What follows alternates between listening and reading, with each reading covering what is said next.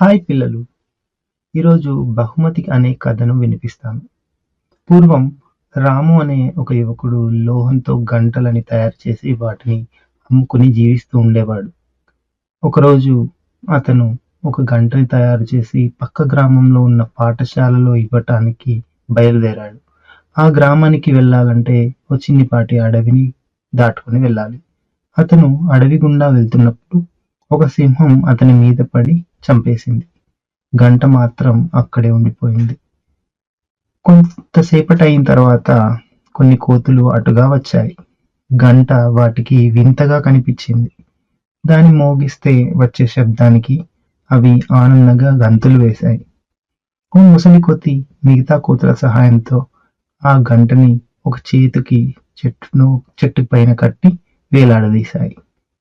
కోతులు వాటికి ఇష్టమైనప్పుడల్లా ఆ గంటను మోగించి ఆనందించసాగాయి.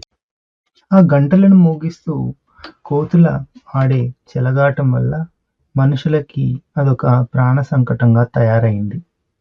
అర్ధరాత్రి పూట అడవిలో నుంచి గంట మోత వినిపిస్తుండడంతో పక్కన ఉన్న గ్రామస్తులు భయంతో వణికిపోయారు. బహుశా అది ఏ దయ్యం పనో అని అనుకోసాగారు.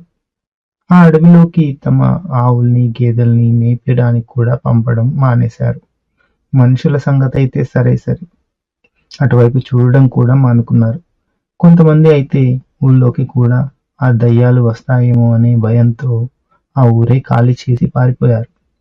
గ్రామం అంతా దయ్యం భయంతో వణికిపోసాగింది. ఆ దయ్యం బెడద ఎలా వదిలించుకోవాలో ఎవ్వరికీ అర్థం కాలేదు. దయ్యాన్ని వెళ్ళగొట్టిన వారికి బహుమతి ఇస్తామంటూ ప్రకటించారు గ్రామ పెద్దలు. ఆ ఊళ్ళోనే ఉంటున్న ఒక ముసలమ్మకి ఆ దయ్యం గొడవంతా ఎవరో వెనుక ఉండి చేస్తున్నారని, అదొక నాటకం అని అనుమానించింది.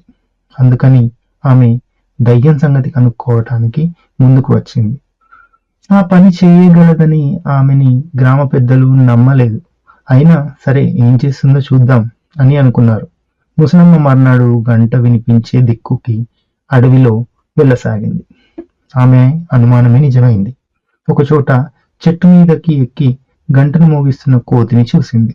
వెంటనే ఆమె తన చేతిలో ఉన్న బఠానీలను దూరంగా విసిరేసింది.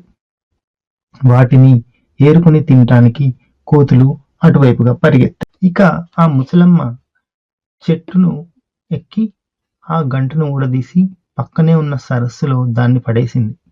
ఆ గంట నీళ్ళల్లో పూర్తిగా మునిగిపోయే వరకు ఆమె అక్కడే ఉంది. అప్పుడు ఇంకా గంట నీళ్ళలో మునిగిపోయాక ఊరికి తిరిగి వచ్చింది. దయ్యాన్ని దూరంగా పారిపోయేటట్లుగా వెళ్ళగొట్టాను.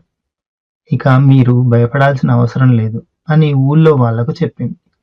ముసలమ్మ అడవిలోకి వెళ్ళి వచ్చిన తర్వాత మళ్ళీ గంట శబ్దం వినిపించలేదు. అలా వినిపించకపోవడంతో అందరూ ఆమె మాటలని నమ్మేశారు. ఆమెకి ఎన్నెన్నో బహుమానాలు ఇచ్చారు.